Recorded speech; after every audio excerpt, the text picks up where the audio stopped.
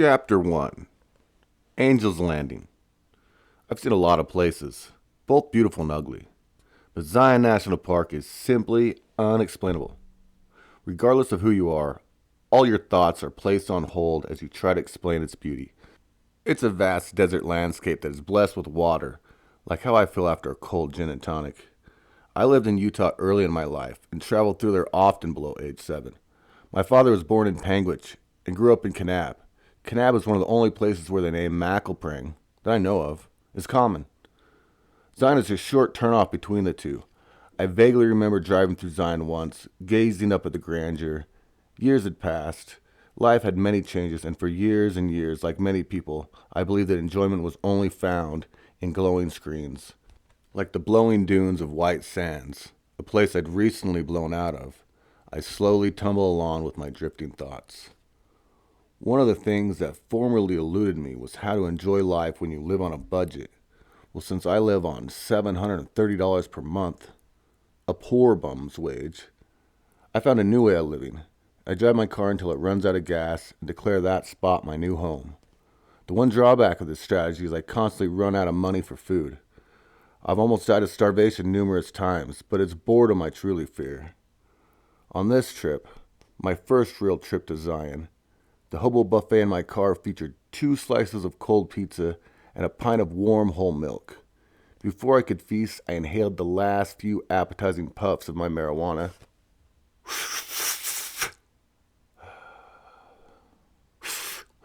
Puff, puff, good, man. Puff, oh, ain't nobody here. Which I've heard called the devil's lettuce, and wonder if God threw Satan a seed. It was enough to ease my aching stomach and seep relaxation through my stiff back. My ambitions were heightened for the day. I've spent many nights sleeping in my car. To me, it was a mobile home. That's a beauty in car sleeping without a leg, especially in a compact 4-door sedan. No more worrying about where to put your other leg when you turn on your side to sleep. I didn't even need to leave the driver's seat. Click, off pops my leg. Lay the seat back, and I'm set for the night. My left leg is amputated above the knee. People often ask, "How'd you lose your leg?"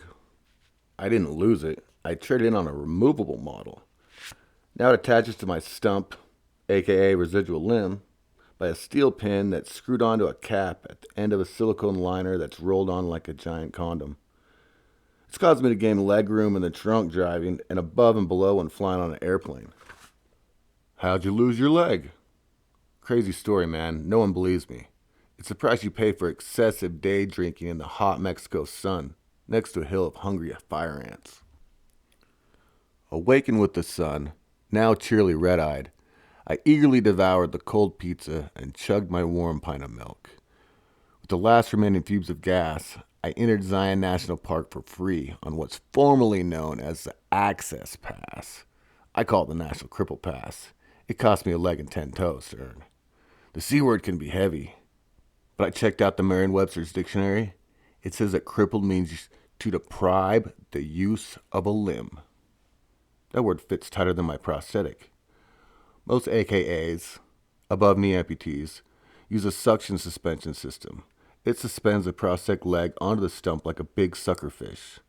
The sucket sockets attach to the entire stump. They don't rotate or elongate and are very secure. I've tried a suction system, and the deformities in my stump caused it to pop off. So I ended up with a pin system, and the difference is huge when dealing with responsiveness and stability. A suction system is like swinging a baseball bat. The pin system I had for the hike was more like swinging a baseball bat that was swinging a pendulum attached to the end. It was lacking, although secure. It wouldn't pop off like all my suction sockets had. It's an important thing to not worry about losing the leg you've already lost while hiking. My prosthetic knee used to have pneumatics to control the swing of the leg when it was new. Those were long blown out, so it acted like a door hinge, swinging freely. I had to swing it back and forth manually and hoped that the foot was underneath me when I stepped down and plant my heel to lock the knee. As I jumped on the bus escorting passengers through Zion Canyon, I waited to see the feature that attracts thousands of thrill seekers every year, Angel's Landing. I asked a close friend where to go in Zion. He's from back east, specifically Michigan. Why did he choose Utah? The diverse, beautiful landscapes. In the short time he had lived in Salt Lake City, He'd been to all 5 national parks in the state. My first real hike was not accomplished with him, though in a way it was. My first real hike was in Yosemite. He hiked Half Dome Trail, while I hiked the Mist Trail. The Mist Trail is the first 3 miles of the Half Dome Trail, and it makes a 5-mile round-trip loop via the John Muir Trail. You climb 1,000 feet and pass by Vernal Falls on 600 giant granite steps. I felt like Frodo scaling into Gondor. From there you can continue on to Nevada Falls, climbing another 900 feet, or you could branch off to the John Muir Trail and climb another 400 and circle back. As this was my first monumentous hike, I turned and circled back to where I could view Nevada Falls on the road safer than the slick, wet granite. My friend caught up with me near the bottom that evening. His hike to Half Dome was 3 times longer than mine. We started the trail together at sunrise and finished together in the dark. That showed him my capabilities. I knew his knowledge, so I gave him a shout on the phone. "What's up, dude?" "I'm in Zion. What should I do? Where should I go?" "You gotta go check out Angel's Landing. The shuttle takes you right by it. You gotta take the shuttle. They don't even let you cripples drive up the canyon, dude. The last part of that hike would be way tough for you. A better hike for you would be Weeping Rock. It's pretty, and like a steep 1/4 of a mile." "Okay. Hike Weeping Rock and check out Angel's Landing." It wasn't how I opted to roll. Angel's Landing is a brutal hike, even for people with 2 legs. The trail has chains bolted into the rocks to assist hikers through one narrow section that has 1,000-foot drops on both sides. The masochist in me was slobbering at the mouth like a dog in a butcher's shop as I prepared for this adventure. As the bus turned the corner, the mammoth sandstone tower emerged from the interior of the glowing red canyon, and I clicked on my prosthetic leg with its black, tattered combat boot and laced it up high and tight to my carbon fiber shin. What the combat boot had was a heel, which was essential. Often people say, "Hey, your shoes don't match." My response is always the same, laughing. "Neither do my feet." I pulled up the gray wool sock over my calf and proceeded to lace up the shin-high leather boot insert on my right partial foot. It slid in my mid-top hiking boot to act as a toe filler.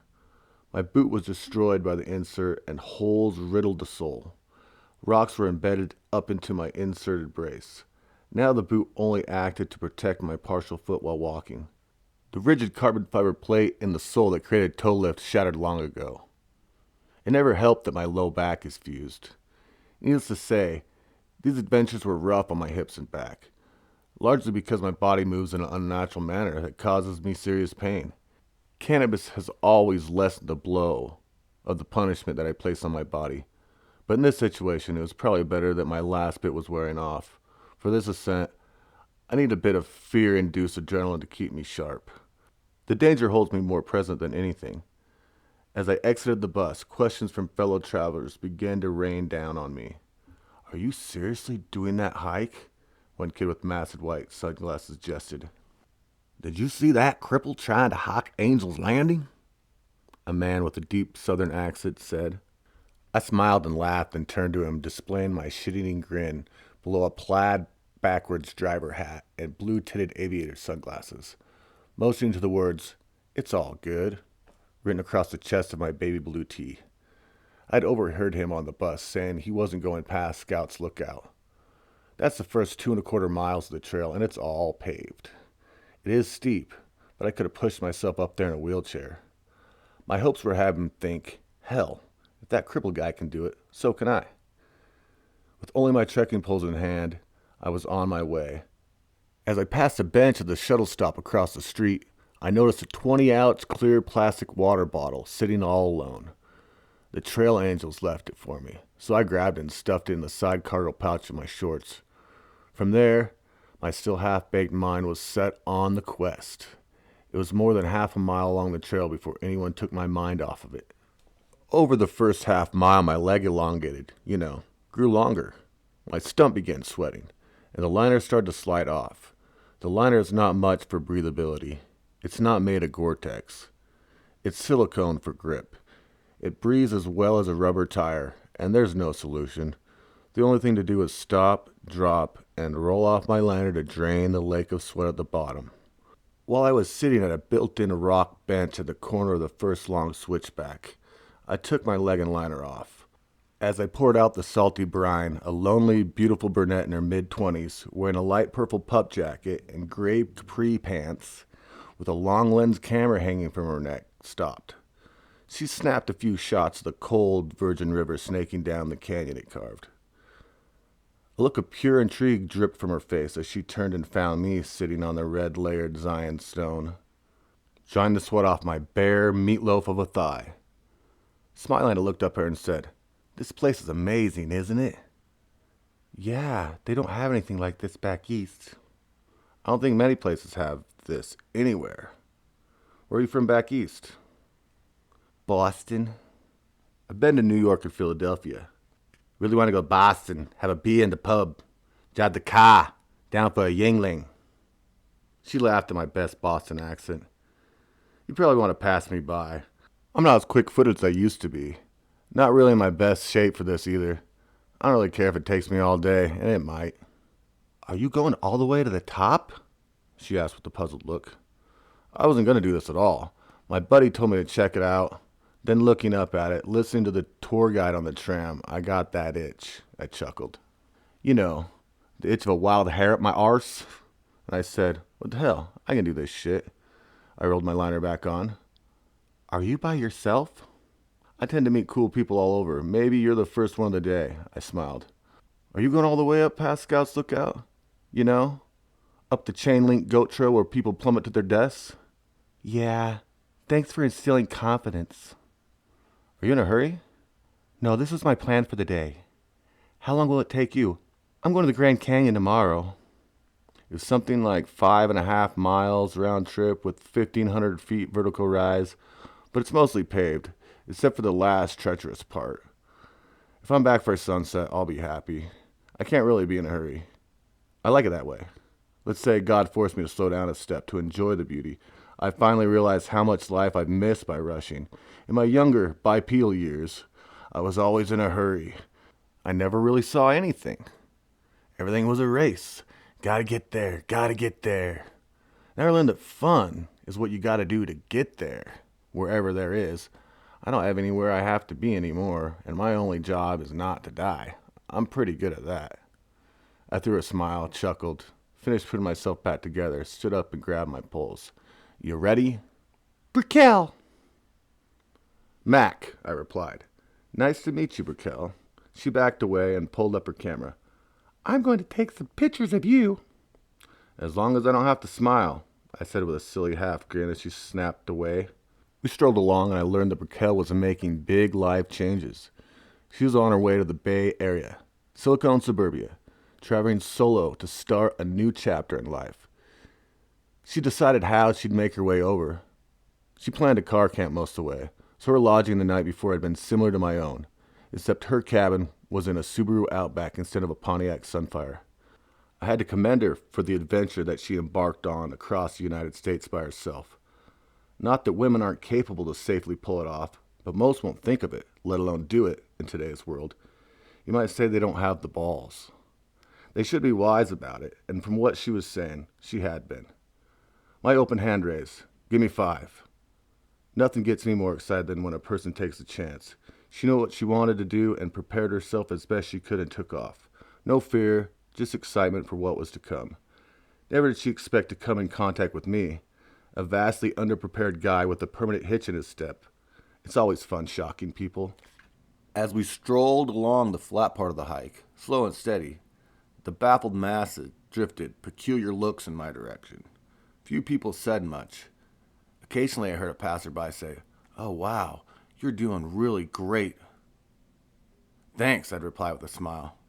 That's the kind of statement I get at the grocery store sometimes. I do the same thing there, but I have a totally different thing going through my head. A man's gotta eat. On the trail it feels good lighting up strangers' faces. Early in April, Zion is teeming with people. Most of them are in a rush. Raquel was an exception. Her time was spent clicking off more photos than the paparazzi. They were famous things to see, enjoying the moderate pace. Just before Walter's Wiggles, a mid-50s man with the appearance of an avid hiker, avid from his once quality but now worn-looking pack and boots, grabbed my attention. As I posted up to rest, he stopped with his two beautiful daughters who were sporting Utah State attire. "Are you doing this hike? I heard you were going all the way to the top, past Scout's Lookout. That true?" he inquired in a gentle, truthful voice. "Oh, yeah," I perked up. "I'm doing it. I played my leg as a guitar at 3 gas stations just to get here. The hike can't be that hard. I'm sure if I pay attention, I'll be fine." The man laughed at my comment. "I'm Tom. It's my daughter's spring break from college up in Logan, so we came down here. My freshman year of college was spent at Utah State. Beautiful place, Logan. I called it BYU North, but it wasn't for me." You could see pure joy in his eyes from my replies. "Mac, I've been coming here for over 25 years. I've done this hike well over a dozen times, taken a lot of Boy Scouts up this trail. Do you have enough water, snacks for energy?" Honestly, I didn't even have a water bottle and found this one at the bench at the start of the hike. This wasn't what I was going to do, but I couldn't resist it when I looked up at it from the shuttle. I just had to. The only thing I ate this morning was some milk and a slice of pizza in my car. I'm kind of used to it, though. "Here, give me your bottle so I can fill you up." I pulled the empty bottle out of my cargo shorts side pocket. He took it and gave me a refill. "Hold out your hand. Here, you're going to need some energy for these switchbacks." My hands were filled with trail mix. "That should help you some. We're going to get going. I'll be rooting for you. Hope to see you at the top." "Thanks, Tom. You will." Brickell was still hanging around. We began our ascent up the crowded switchbacks known as Walter's Wiggles. 20 tight switchbacks lead straight up 1,000 feet to Scout's Lookout. After steadily charging up 8 switchbacks, I needed my first break. I'd passed several people. One passerby with bulging eyes asked me, "How you doing?" "Well, as good as a one-legged man in a mountain climbing competition." "Well, that's good. How you faring?" "Haven't seen another guy in the race." Another 12 turned up the mountain with one more break, and Brickell and I arrived at Scout's Lookout. There's a restroom there. I had no use for it. All my wiggling to get there burned that need. Then the pavement ended. Here you'll find a good view of Angel's Landing protruding out into Zion Canyon, but I wasn't settling for a good view. I wanted the best view, the angelic view. Only a half mile and 500 vertical feet further. Brickell and Tom were my trail angels of the day, thus far. Unbeknownst to me, it would take a few more to get me to the top. I led Brickell as we began. A boulder-studded trail led down to an ever-narrowing ridge.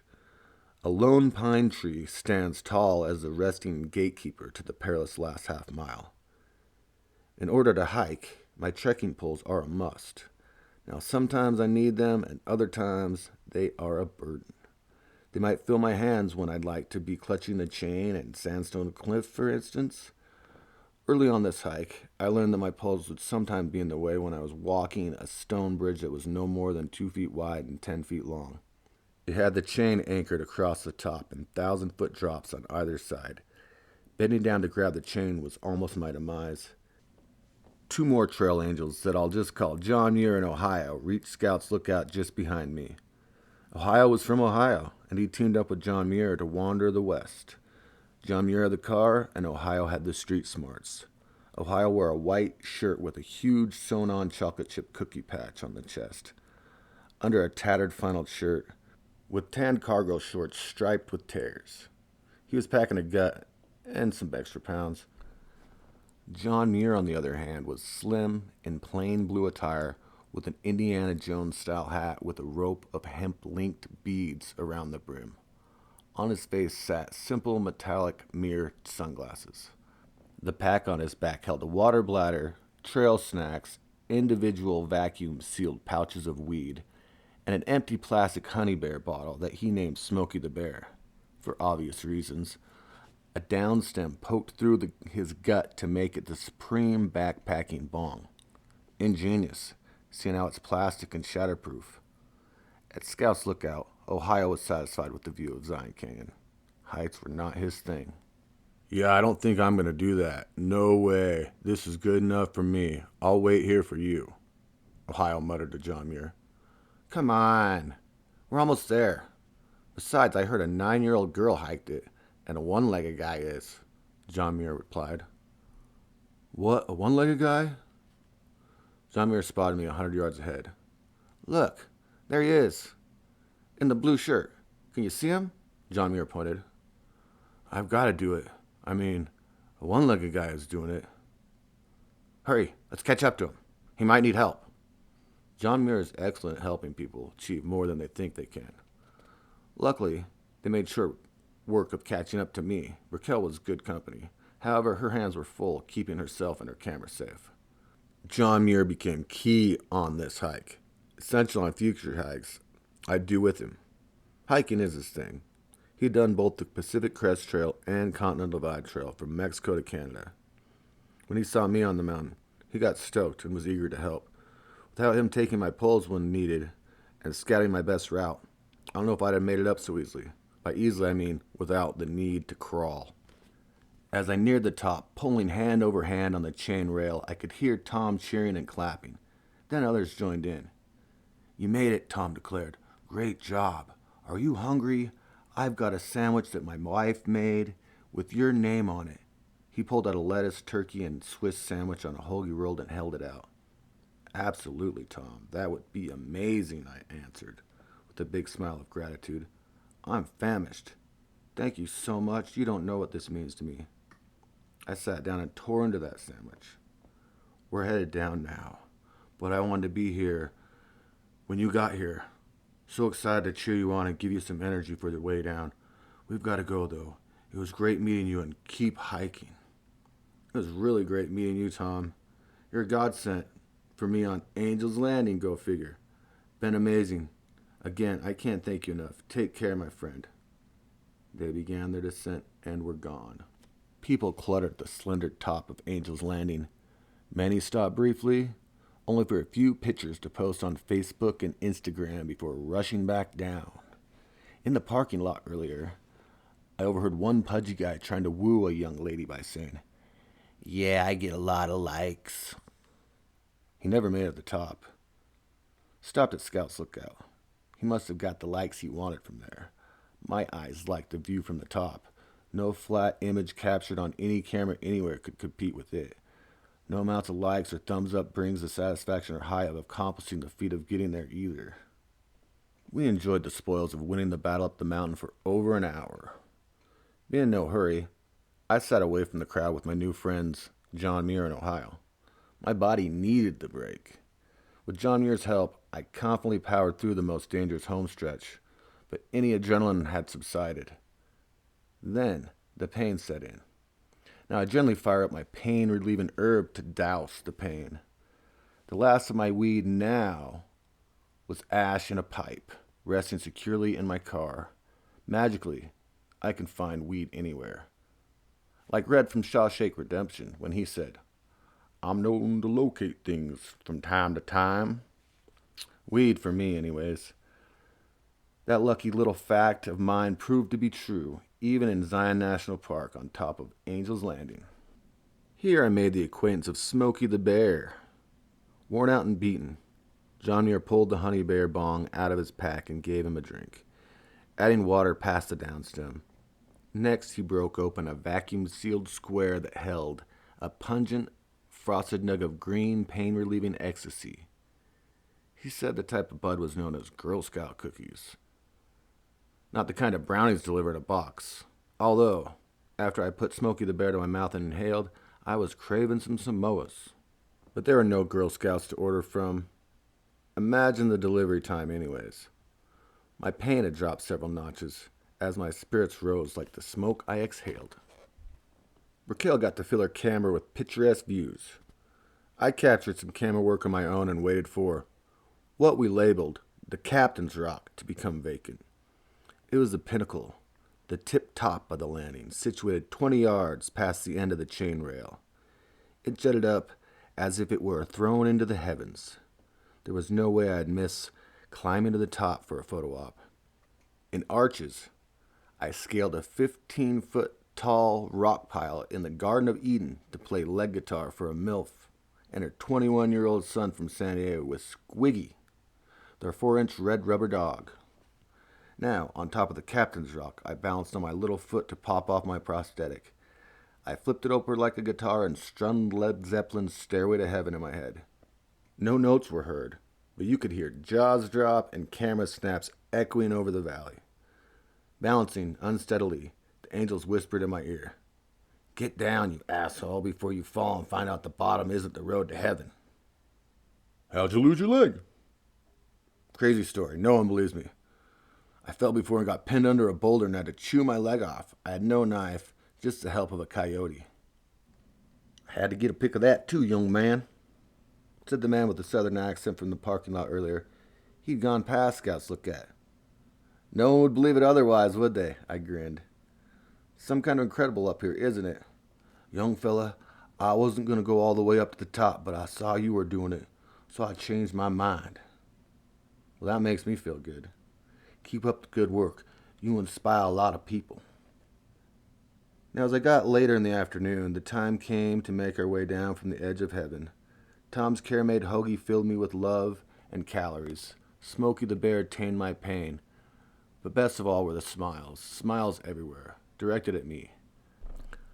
I wasn't going to go past Scout's lookout, but I heard a one-legged guy was doing it. Those words were repeated to me by more than a dozen people. I loved it. I loved the hike, too. It's something everyone should experience. Something I hope I would have seen, even if I never suffered amputations. Before, when I had legs, I could have done it in 2 hours. Hell, I could have ran up there in a half an hour. It was 6.5 hours by the time I made it back to the shuttle. The question of how long it took me came up a lot. I don't know. It took me as long as it needed. It always does. Sure, I could have powered through, like I was truly in a mountain climbing competition.